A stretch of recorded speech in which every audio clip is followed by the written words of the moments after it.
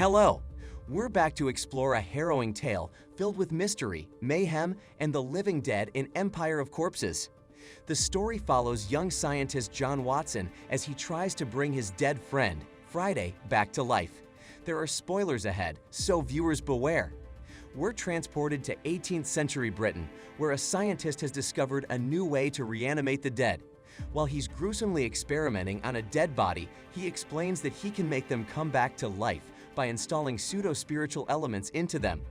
While he works on the corpse, he states that Dr. Viktor Frankenstein has successfully reanimated the dead ones, one that he called the One, and it was someone that can speak, desire love, or even feel the urge to commit murders.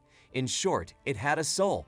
However, his notes about the entire experimentation were destroyed, and everyone had been left with were corpses that are somewhat alive, but unable to talk or feel for themselves. The scientist successfully brings his friend, Friday, back to life. Though he seems a little mindless, Friday follows his every command. He commands him to record his every word and action to let him get a sense of what a soul is and welcomes him back to the living world. We are then introduced to 19th century Britain, whose main labor force is comprised of the reanimated corpses. They used them for various menial jobs and even had military application. Although they had no souls, they were injected with an artificial soul called necroware, the very element that gives them life. The corpses are optimized daily using a machine called the analytical engine, invented by none other than Charles Babbage. They are improved upon until they become fully functioning, dead people. Back in the science lab, our scientist John Watson is confronted by members of the British Secret Service. M, the main agent, reminds John that it is illegal to create his own necroware. He is asked about his motives, and John reveals that he wants to bring his friend back to life. After a brief back and forth, M offers John a job as an agent for the Queen. Of course, John accepts to avoid going to prison. John travels to the docks with Friday in tow for his first mission. He and Friday are tasked to retrieve the memorandum, which is Frankenstein's original notes on corpse reanimation. Before he can even begin, though, some of the corpses start to explode like they're suicide bombers. John and Friday are saved by a man named Frederick Burnaby, who takes the boys in his carriage to escape the Russian-made corpse bombs. After escaping their pursuers, the trio head to Kabul, where they set out to find Alexei Karamazov, a Russian corpse engineer who is believed to have the memorandum. The trio meet up with Nikolai Krasotkin, their guide, who accompanies them to the Khyber Pass. However, they get ambushed by some advanced corpses that seem to possess human-like intelligence when it comes to fighting, though it's still limited. Nikolai shouts to John, saying that the necroware that Alexei developed is what makes these corpses seem advanced, meaning it's a step closer to them having a soul. The team seems outnumbered before they are saved by a woman who burns every corpse in sight with a flamethrower. Before leaving, however, John instructs Burnaby to pick up one of the advanced corpses for scientific purposes.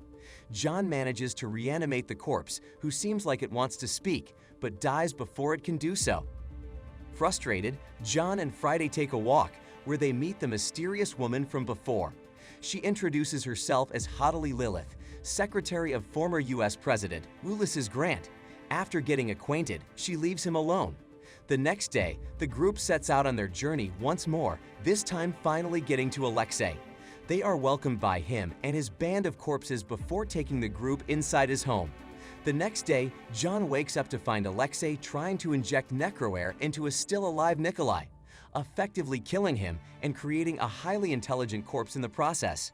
Alexei tells a horrified John that this is all part of Frankenstein's original research, except John doesn't believe any of that and just blatantly accuses Alexei of murder. Alexei commits suicide by having Nikolai inject him with the necroware. But before he dies, he tells John that the notes are in Japan. The trio continue on with their journey. In Japan, John meets Yamazawa Seigo from the Japanese Imperial Army while watching a sumo wrestling match. Once they reunite with Burnaby, Yamazawa tells the gang that the memorandum is at the Asato Chemical Company. Yamazawa suspects it's for creating new types of corpses. As the group make their way inside the building, they see tons of people murdered on the floor. Assuming that they're other agents who are also after the notes, the gang make their way further inside. However, they get attacked by highly advanced corpses that can wield swords with expertly. Yamazawa and Burnaby fight them, but Yamazawa gets stabbed. John also gets injured before he leaves to go find the notes with Friday. He succeeds in finding Frankenstein's notes, but hesitates in destroying it. He has Friday analyze the notes, setting of an alarm that makes the corpses around them run amok, including Friday. Friday tries to speak, seeming to regain a bit of his consciousness back, but Burnaby moves to destroy the notes. Before he can, the chemical plant explodes. Before losing consciousness, though, the notes are stolen by a stranger with Friday trying to get it back. The man introduces himself as the One, who has been alive for over 100 years now. He looks very much human and can speak and act like one too.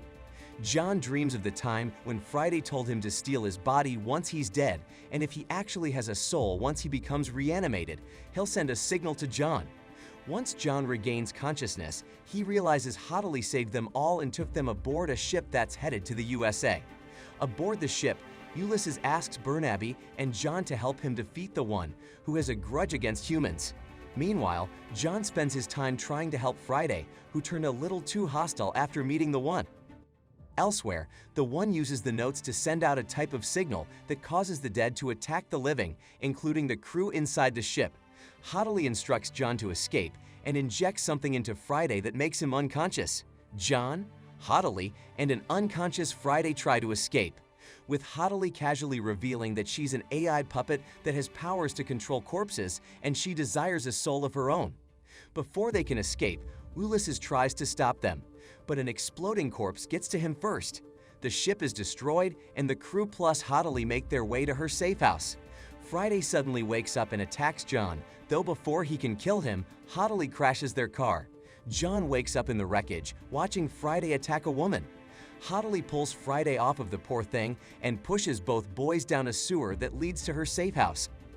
Down in the sewers, Friday attacks John once more, though he seems to recognize John after a while, giving him their signal and hesitating long enough for John to subdue him.